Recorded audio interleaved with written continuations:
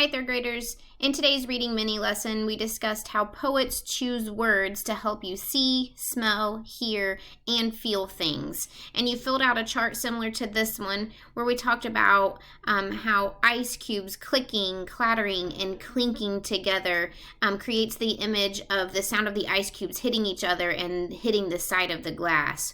Or how in an ocean, the poet might use words like the waves sneak up, or the waves snatch your toes, or the water splashes to make you feel through the poem like the waves are grabbing your toes, or that you have water hitting your legs.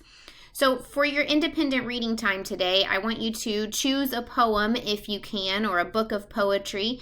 And as you're reading, think about what words the poet uses to help you see, smell, hear, or feel things as you're reading. If you notice some of those words, mark them with a sticky note or write those words down and be ready to share about them when you come back together as a class.